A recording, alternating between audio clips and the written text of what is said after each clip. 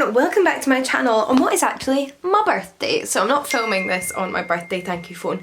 I am filming it a few days before, but I wanted to upload it on my birthday because today I am 29 years old and I wanted to film a video where I recommended 29 books, but what was my theme to be?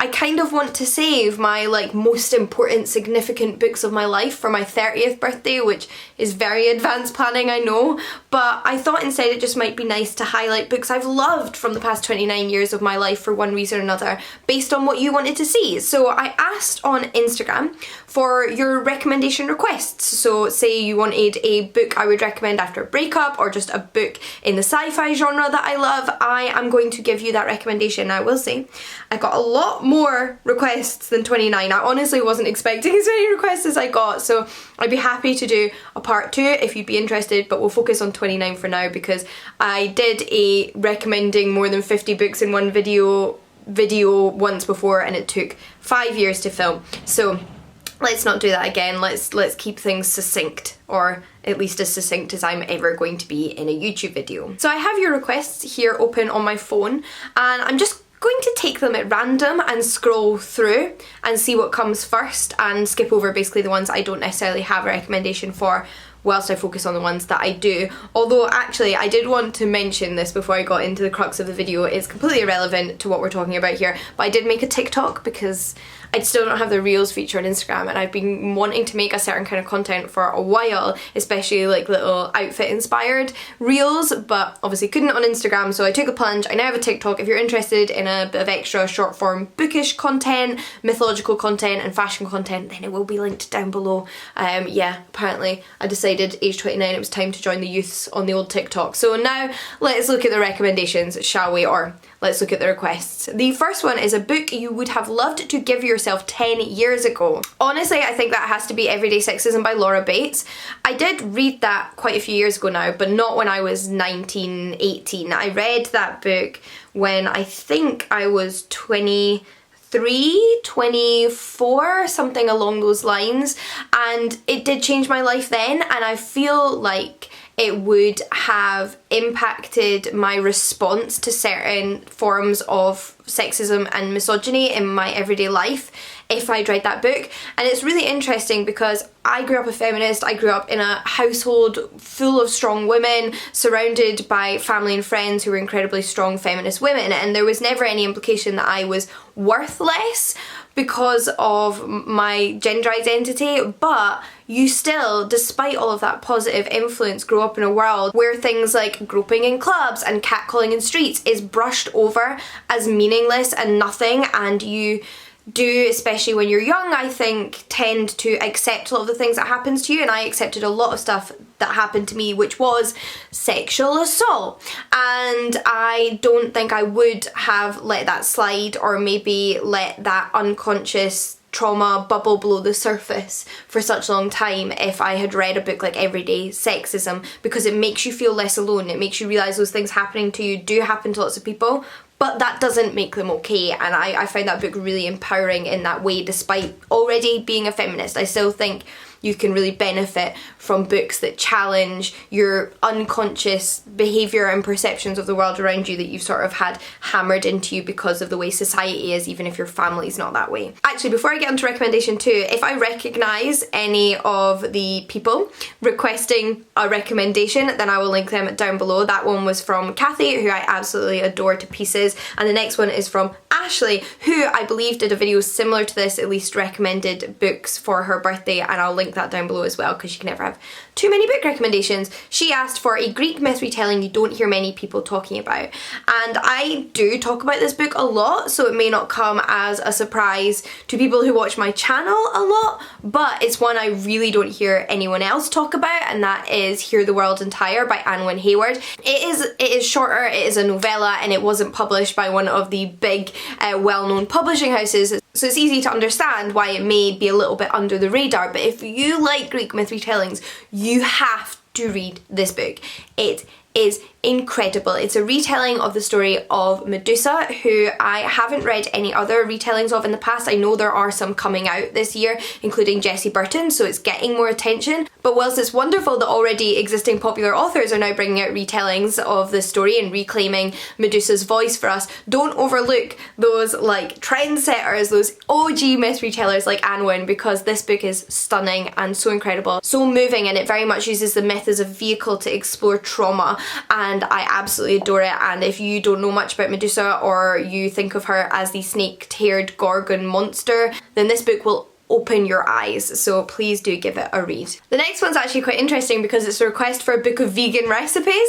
I'm a vegetarian, but a bunch of my cookbooks are vegan because I really enjoy cooking vegan, and honestly, hands down, my favourite vegan cookbook is 15 Minute Vegan. It sounds very lazy, but to be honest, I am a bit of a lazy cook, so if you're like me, then if you're like me and you don't want to spend 2 hours cooking a meal, particularly if it's just for yourself and you want some new fresh ideas, then do check out 15 Minute Vegan. I feel like I picked that book up on the recommendation of Lauren from Lauren in the Books, so again, I will link her down below. There's going to be plenty of books and booktubers to check out after this video. Actually, I'm just going to start keeping a tally of the number of books I've recommended, otherwise there's no way I'm going to get this right. Okay, 3.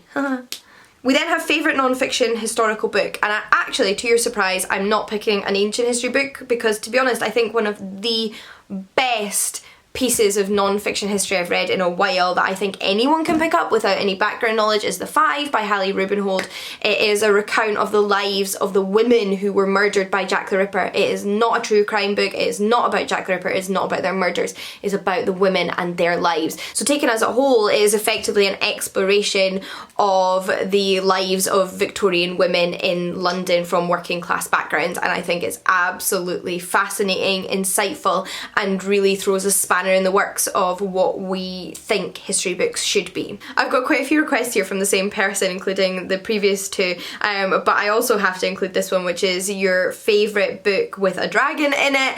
I find this very hard to pick because there's a lot of dragon books I love, and part of me wants to say Eragon by Christopher Paolini, whilst another part of me wants to say Tooth and Claw by Jo Walton, so I'm going to recommend both. We're going for 29 books here, and to be honest, what kind of Jean video would this be if there weren't at least 2 dragon books? Christopher Paolini's Eragon is your classic dragon rider tale where a young boy finds a dragon egg, bonds with the dragon, and then they go off on adventure to save the world of Allegatia, whereas Tooth and Claw is really interesting because it's not like any other dragon book I've read, as all of the characters effectively are dragons, and it's set in a world a little bit like Regency England, where the dragons have to deal with matters of inheritance and arranging marriages and politics. So it's basically like reading a Jane Austen or a Trollope novel, but all the characters are dragons. Also from the same person is your favourite female romance. Again, I have quite a few of these, but if I were to pick one, it would probably be The Queen of Eiflaria by Effie Calvin. When I think of beautiful, homophobia-free female romance stories, then it's this one. It brings me so much joy, and not only do I recommend book 1 in that series, but book 2 may potentially be even higher in my esteem. I absolutely love book 2,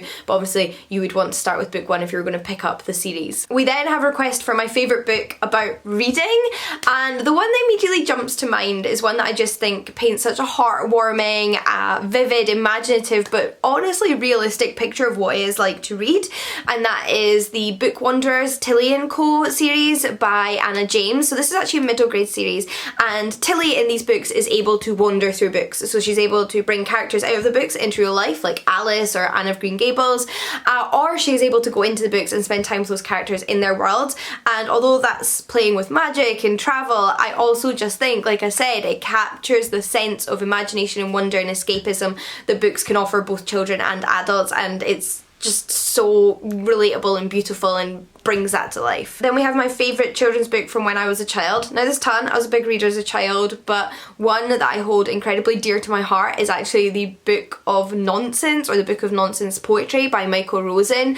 I adored everything Michael Rosen did as a kid and continue to as an adult, but his children's poetry was full of charm and humour and imagination and rhythm and skill that I cannot think of my childhood without thinking of his poetry. I absolutely adored it. Okay, this next one made me laugh really hard. partly because it's also from somebody I know from when I was at school but haven't seen in many, many years, but it's books that will shame Tories into no longer voting Tory. Honestly, I wish I knew a magical book that would work on every Tory and make them stop voting Tory, but I don't. I can't really get into that mindset of voting Tory and why you would want to do that, so it's also very difficult to think how to change somebody's mind. But along those lines, I would probably suggest Chavs by Owen Jones, because I think it's a really well-researched, insightful book about classism and the discrimination of working class people in the UK, which everyone should read. We then have favourite queer non-YA book. I have tons of favourite like LGBTQ plus books that aren't YA. I've done a ton of videos on queer recommendations, so I will link a playlist down below. But my probable favourite, and one that you might enjoy if you're particularly looking for non-YA, is Oranges Are Not the Only Fruit by Jeanette Winterson. It is a semi-autobiographical novel with hints of magic realism, set in northern England in the mid-20th century, and like I said, based on the author's real experiences of being a young gay woman at that time in her family and in her community. We then have your favourite Shakespeare play. Now, to this day I've still only read 6 Shakespeares, and it's definitely a tie for first place between A Midsummer Night's Dream and Macbeth, so I'm going to count that as another 2 recommendations. One's a comedy, one's a tragedy. I really, really loved studying Macbeth in school. It's a really fond literary memory for me. I loved unpacking that play, and I've since seen it on stage. The same goes for Midsummer Night's Dream. Not that I didn't study it in school, I mean, but I've seen it on stage, and I definitely think I have a deeper connection to the Shakespeare I have read, which I've also seen on stage, because they are meant for that format and it brings them to life, and I love the comedic nature as well as the fantastical elements of A Midsummer Night's Dream. We then have a very specific request, which is a fantasy novel for someone who has only enjoyed Tolkien fantasy but normally reads historical fiction. Hands down, Juliet Marillier. Daughter of the Forest reads like a historical fiction novel set in medieval Ireland with the beautiful landscape that Tolkien also writes about. I mean, not Ireland, but it's very nature focused, it's very descriptive, it's also quite long and beautifully written and slow paced, plus it just has a sort of light spattering of fantasy. Like, it feels like the fantasy is second to the historical setting and the character development. There is a curse and there are fae that appear every now and then, but our protagonist is immortal, and aside from the fact that she's trying to break a curse, her struggles feel very mortal, and for that reason I just think it's the perfect recommendation for people who aren't super into fantasy, looking to get into fantasy, and especially if they enjoy historical fiction. Then we have someone who would really like to give sci-fi a try but hates things set in space. Do I have any recommendations for a sci-fi beginner? So I have to say I do still kind of feel like a sci-fi beginner myself. It's a genre that I've only slowly started to get into in the past few years, and I for a long time was the same and did not find myself drawn towards books set in space. So if you want a book that's not set in space but has light sci-fi elements, I would suggest Kindred by Octavia Butler. So the sci-fi element in this book is that there is time travel, but aside from the time travel, again, it feels like a historical fiction novel. It's about a woman who miraculously time travels back to the era of slavery, and as a black woman has to live the life of a slave in order to survive, and has no idea why she's been sent back, or at least has to figure it out throughout the novel, and it's just so well done. Then someone's asked, do you have a favourite book that belonged to your dad? I have so many, but I guess the obvious one is Terry Pratchett. So my whole Terry Pratchett collection of over like 40 or 50 books was my dad's originally, and it was him who handed me my first Terry Pratchett book to read. So I guess it would be those, in particular the We Free Men, which is the one that really got me in to the Discworld, and my dad gave to me to read whilst we were on holiday because he'd just finished it and I needed something to read. And we then spent the whole holiday quoting bits of the book to one another, to my mum's utter dismay, so that is probably one of the most special. My favourite piece of Gothic literature, so as someone who didn't do English literature at university, sometimes I find categories like Gothic literature kind of confusing, and I'm not 100% sure if this counts as Gothic literature, but I do love it, so I'm going to mention it anyway, and I think it might. It's Theresa Can by Émile Zola. It is a French classic from the early 1900s, I believe. It's so dark, so fascinating. You follow 2 horrendous characters that you absolutely despise as they take part in an affair that leads them to commit some horrendous acts, but it's so stunning and so intriguing and just completely captures you as a reader. Then we have requests for light-hearted books that make you feel happy reading them. You definitely need to check out my video on books that will cheer you up. But one in particular I should mention again is The Mysterious Howling by Mary Rose Wood. It's the first in a middle grade series called The Incorrigible Children of Ashton Place. Despite that, however, I think it's one that so many adults would enjoy, and even if you're not sure about reading middle grade as an adult, then this would be the one I would suggest giving it a shot. We then have somebody who really just asked for this recommendation without realising, because they suggested best books from 1890 to 1910, which is obviously Sherlock Holmes. The best literature to come out of that era is Sherlock Holmes. Sherlock Holmes is one of the best characters ever written, and if you haven't read Sherlock Holmes, then you should go read it. We then have a hug book, something that makes me happy through the majority of the book. I love that descriptor, and I'm going to suggest that you go and read Lumberjanes. Even if you're not into comic books, this one may turn you around. It is absolutely a hug bound together in paper. It is so heartwarming, fun and joyful, and I absolutely adore it. Then a request for a Regency romance. Do I dare suggest Tessa Dare once again? I kind of have to now after that wordplay.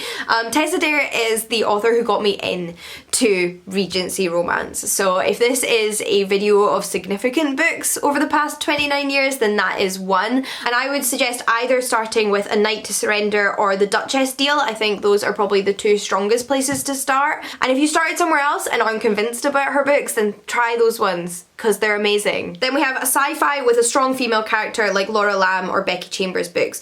I haven't read Laura Lamb, but when I think of strong female characters in sci-fi, I think Binti by Nydia Corafor. Binti is phenomenal. This again is probably one of the books that really convinced me I could be a hardcore sci-fi reader. Like before, I'd always steered clear of the genre, gravitating more towards fantasy, but Binti was phenomenal and also set in space, so it also sort of turned me around on that whole issue. And it is a 3-book novella series about a girl who is the first Earthling accepted at a sort of intergalactic university, but on her journey there something quite dramatic happens and nothing goes quite to plan, and her life, you know, gets turned upside down as they do. Then someone very kindly, I feel, asked for my favourite ancient Greek book. If you haven't heard me mention this before, and I have to say it's this one because I'd be lying to say anything else is my favourite, then it's Daphnis and Chloe by Longus. So Daphnis and Chloe is one of the 3 books I wrote my undergraduate dissertation on, and I did that because I loved the book. It's what is considered an ancient Greek novel or an ancient Greek romance, which is a sort of subset of Greek literature,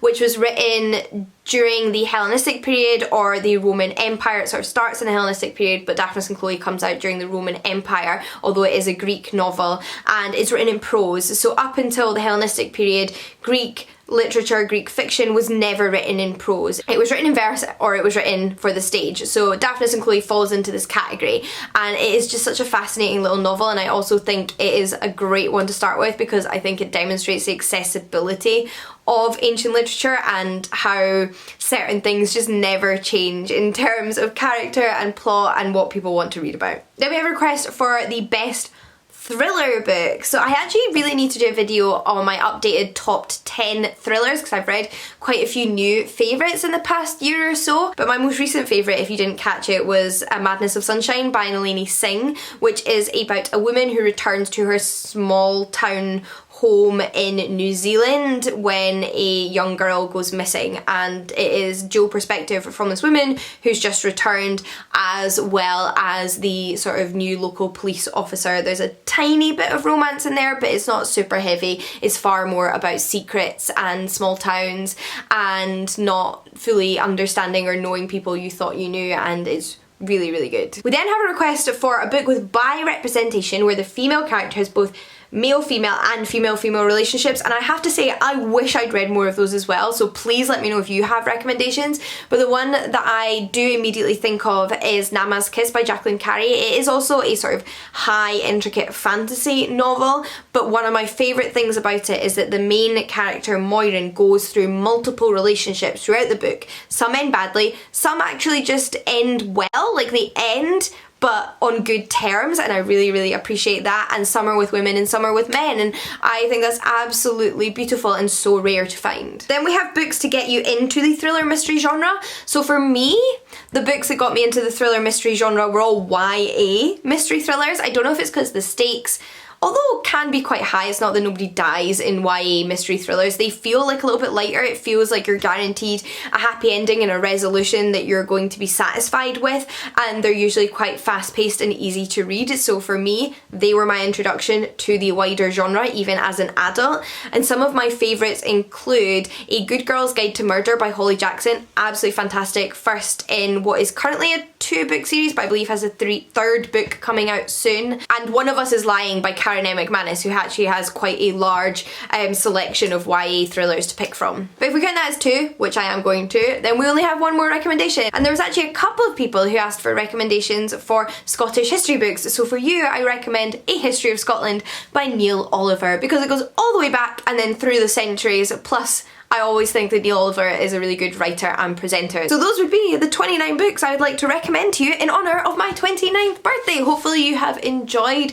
this video. I'd love to hear from you if you have any recommendations for the specific requests that I received, if you'd suggest something else, because potentially that means that I'll get some recommendations of books I haven't read.